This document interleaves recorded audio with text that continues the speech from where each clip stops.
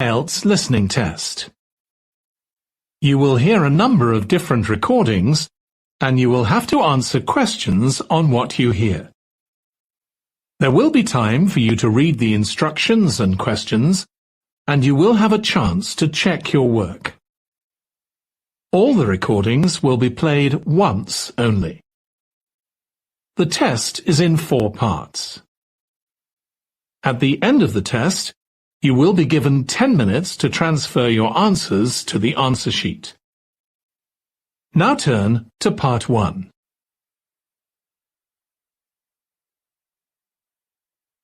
Part 1.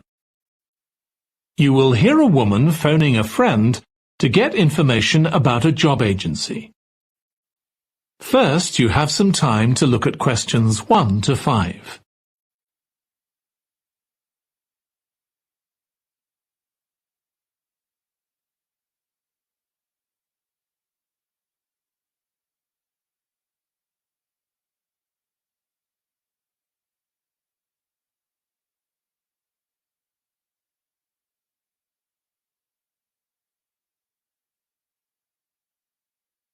Now listen carefully and answer questions 1 to 5. Hello, William. This is Amber. You said to phone if I wanted to get more information about the job agency you mentioned. Is now a good time? Hi, Amber. Yes, fine. So the agency I was talking about is called Bankside. They're based in Docklands. I can tell you the address now. 497 East Side. OK, thanks. So is there anyone in particular I should speak to there? The agent I always deal with is called Becky Jameson. Let me write that down. Becky Jameson. Jamieson.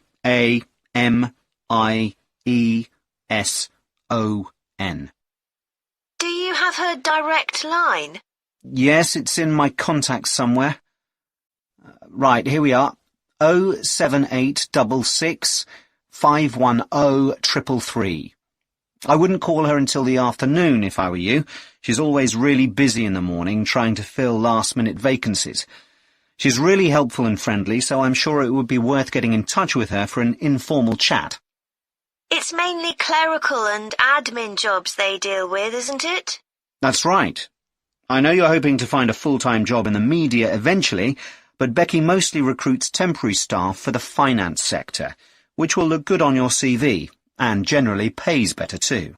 Yeah, I'm just a bit worried because I don't have much office experience. I wouldn't worry. They'll probably start you as a receptionist or something like that. So what's important for that kind of job isn't so much having business skills or knowing lots of different computer systems, it's communication that really matters, so you'd be fine there. And you'll pick up office skills really quickly on the job. It's not that complicated. OK, good. So how long do people generally need temporary staff for? It would be great if I could get something lasting at least a month. That shouldn't be too difficult. But you're more likely to be offered something for a week at first, which might get extended. It's unusual to be sent somewhere for just a day or two. Right. I've heard the pay isn't too bad. Better than working in a shop or a restaurant. Oh, yes, definitely. The hourly rate is about £10, $11 if you're lucky. That's pretty good. I was only expecting to get £8 or £9 an hour. Before you hear the rest of the conversation, you have some time to look at questions 6 to 10.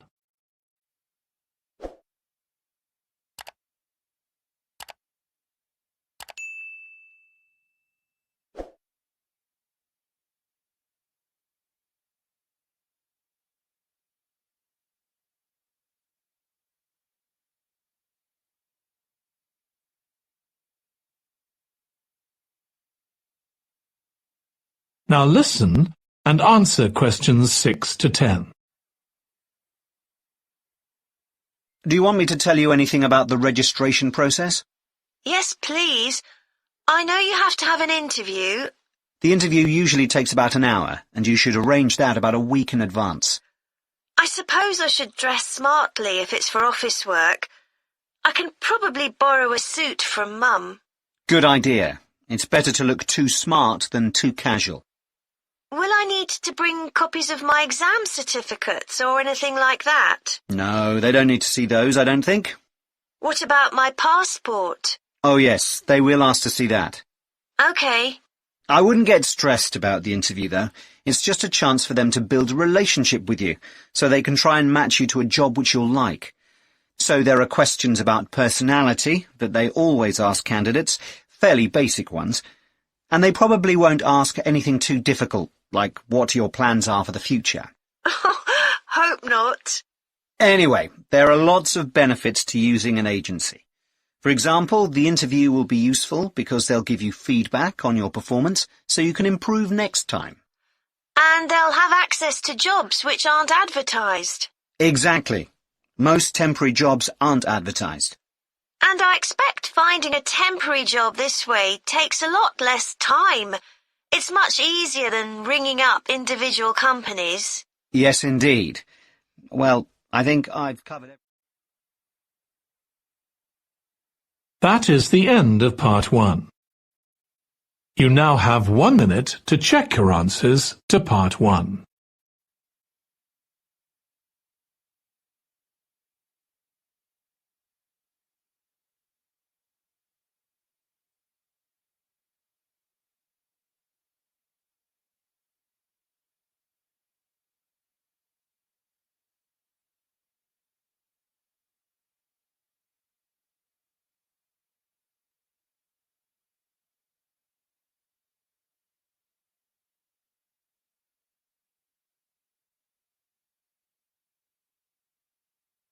Part 2. You will hear a woman giving a presentation about a holiday on an island in Britain that her company organises. First, you have some time to look at questions 11 to 14.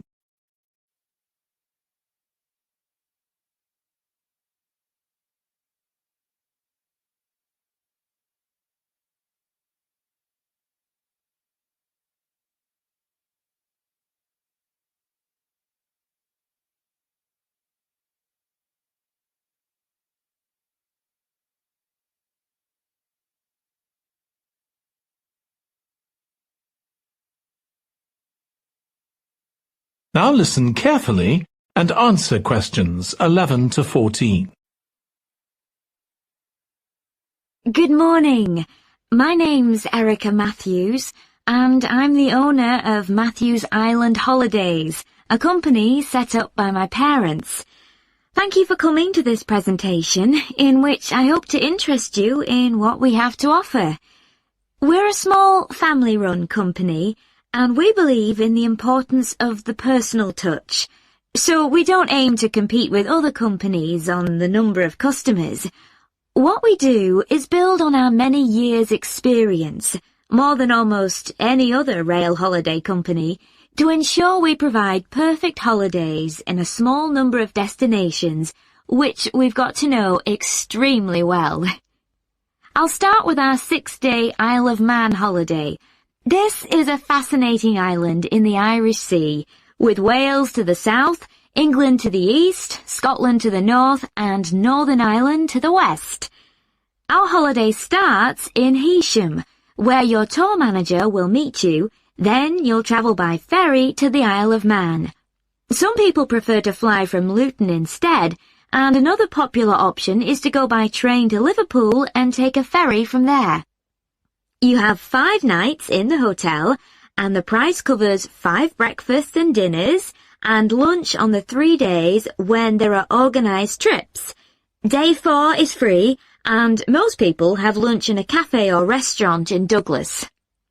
The price of the holiday includes the ferry to the Isle of Man, all travel on the island, the hotel, and the meals I've mentioned. Incidentally, we try to make booking our holidays as simple and fair as possible, so unlike with many companies, the price is the same whether you book 6 months in advance or at the last minute, and there's no supplement for single rooms in hotels. If you make a booking, then need to change the start date, for example because of illness, you're welcome to change to an alternative date or a different tour for a small administrative fee. Before you hear the rest of the talk, you have some time to look at questions 15 to 20.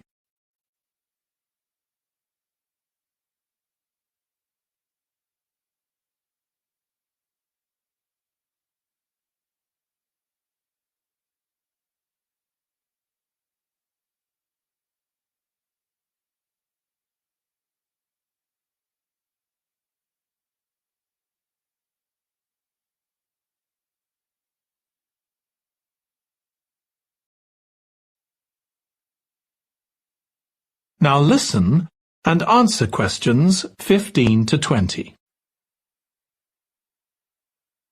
Okay, so what does the holiday consist of? Well, on day 1, you'll arrive in time for a short introduction by your tour manager, followed by dinner in the hotel. The dining room looks out at the river, close to where it flows into the harbour, and there's usually plenty of activity going on. On day 2, you'll take the coach to the small town of Peel, on the way calling in at the Tynwald exhibition. The Isle of Man isn't part of the United Kingdom, and it has its own parliament called Tynwald. It's claimed that this is the world's oldest parliament that's still functioning, and that it dates back to 979. However, the earliest surviving reference to it is from 1422, so perhaps it isn't quite as old as it claims. Day 3, we have a trip to the mountain Snaefell. This begins with a leisurely ride along the promenade in Douglas in a horse-drawn tram. Then you board an electric train which takes you to the fishing village of Laxey. From there, it's an 8-kilometre ride in the Snaefell Mountain Railway to the top. Lunch will be in the cafe, giving you spectacular views of the island. Day 4 is free for you to explore, using the pass which we'll give you. So you won't have to pay for travel on local transport or for entrance to the island's heritage sites. Or you might just want to take it easy in Douglas and perhaps do a little light shopping. The last full day, day 5, is for some people the highlight of the holiday, with a ride on the steam railway from Douglas to Port Erin. After some time to explore, a coach will take you to the headland that overlooks the Calf of Man, a small island just off the coast. From there, you continue to Castletown, which used to be the capital of the Isle of Man and its medieval castle. And on day 6, it's back to the ferry, or the airport if you flew to the island, and time to go home. Now, I'd like to tell you a bit more. That is the end of part 2. You now have 30 seconds to check your answers to part 2.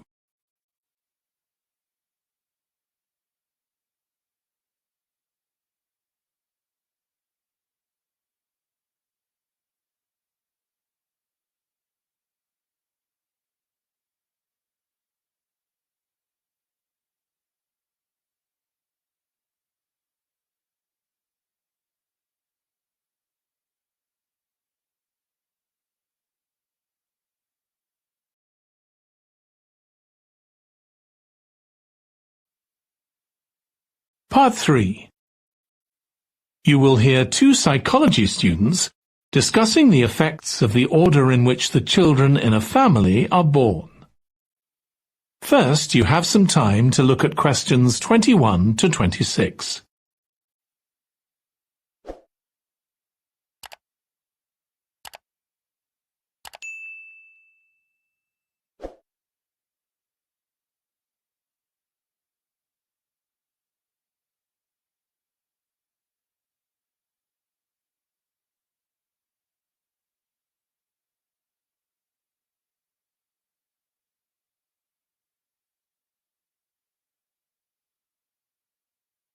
Now listen carefully and answer questions 21 to 26.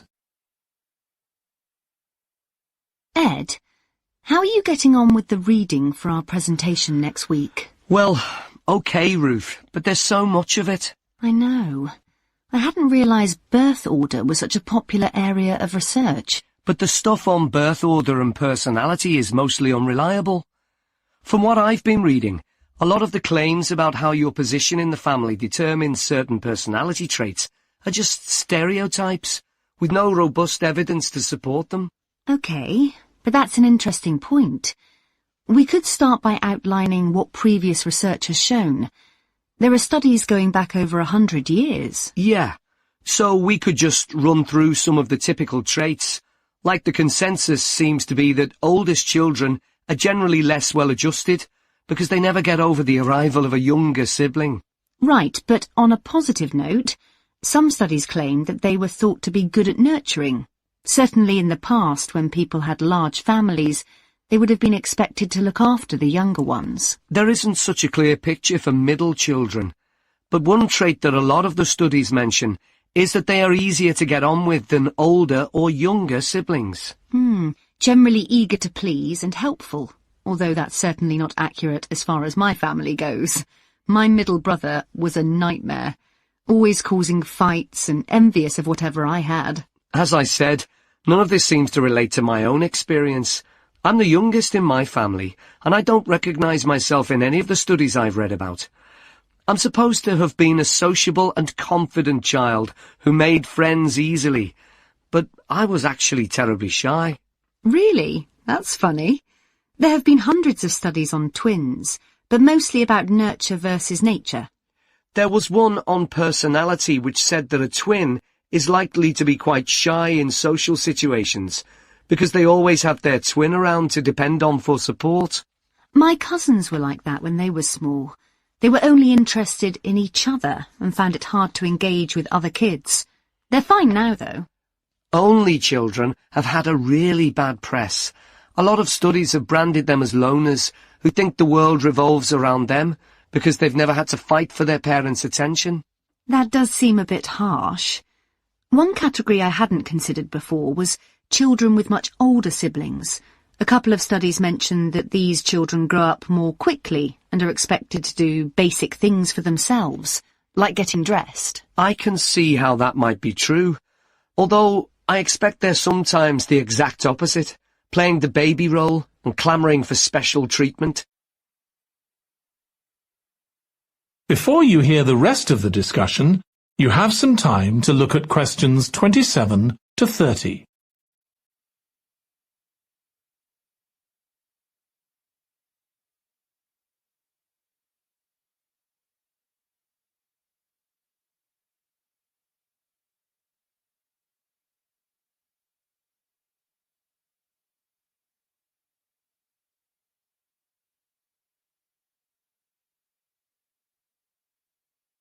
Now listen and answer questions 27 to 30.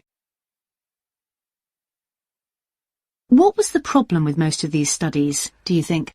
I think it was because, in a lot of cases, data was collected from only one sibling per family, who rated him or herself and his or her siblings at the same time.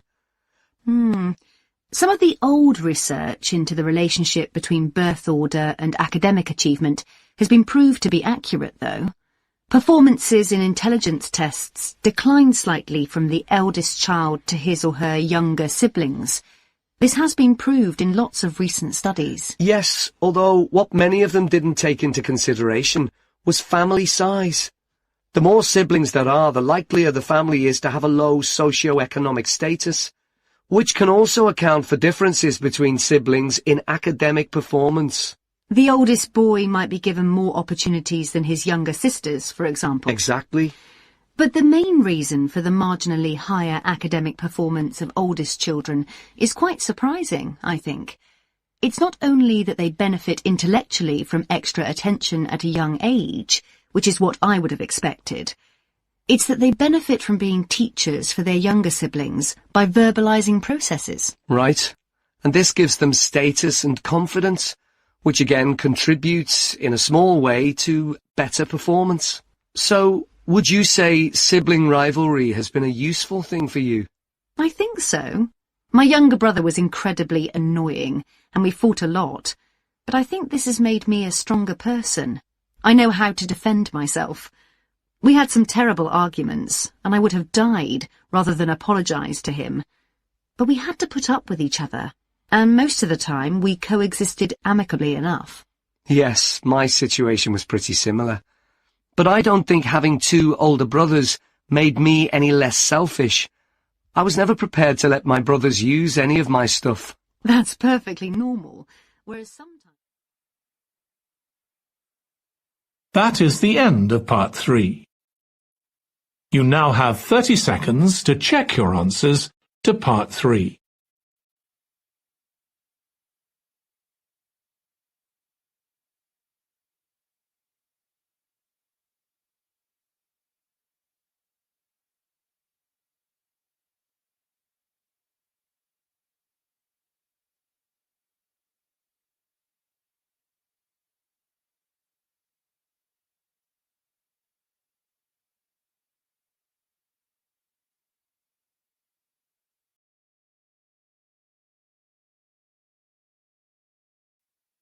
Part 4. You will hear a student giving a presentation about a type of tree known as the eucalyptus, which is common in Australia. First, you have some time to look at questions 31 to 40.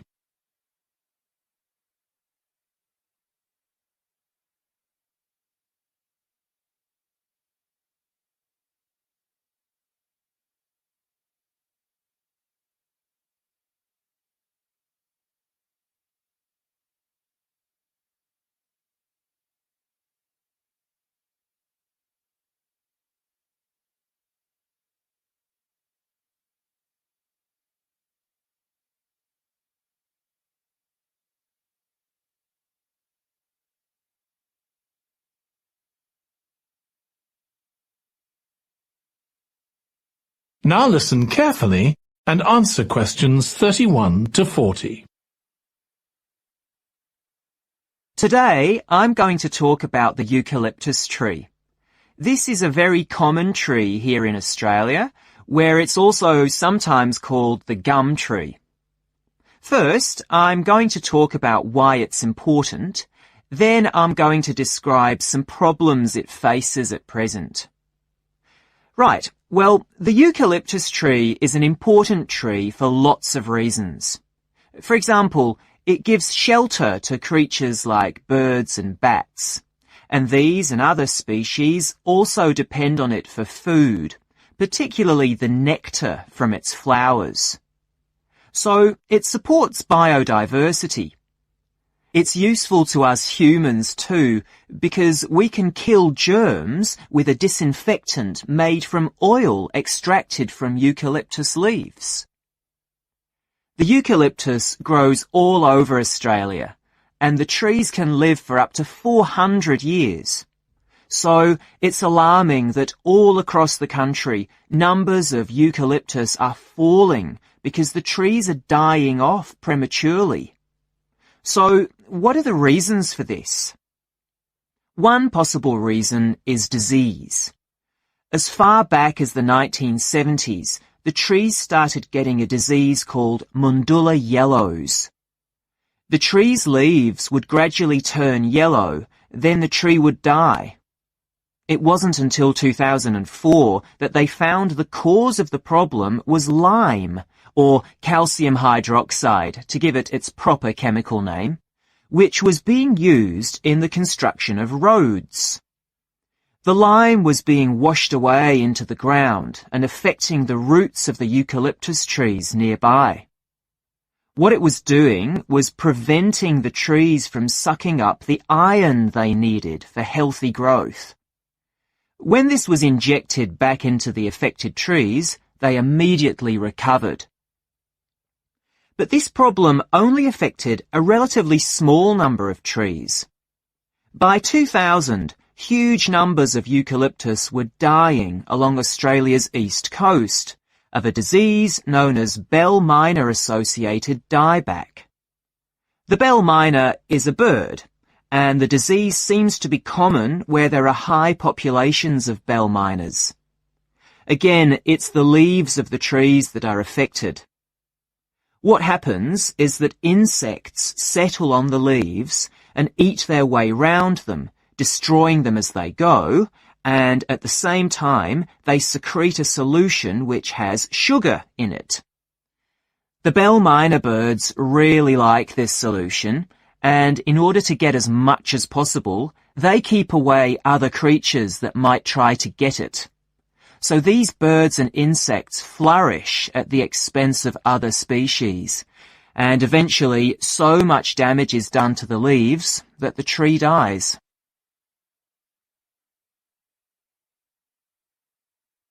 But experts say that trees can start looking sick before any sign of bell miner associated dieback. So it looks as if the problem might have another explanation. One possibility is that it's to do with the huge bushfires that we have in Australia.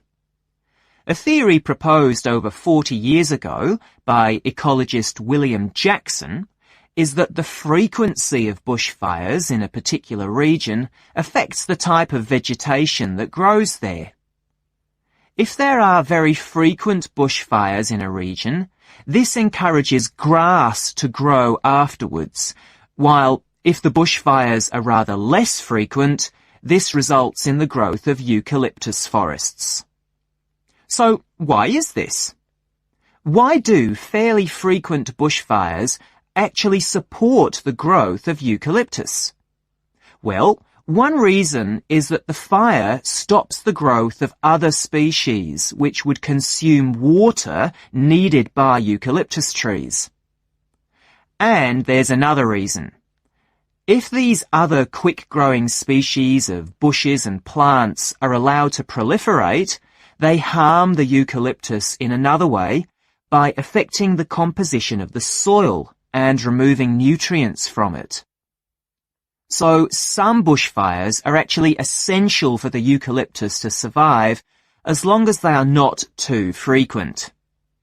In fact, there's evidence that Australia's Indigenous people practiced regular burning of bushland for thousands of years before the arrival of the Europeans. But since Europeans arrived on the continent, the number of bushfires has been strictly controlled.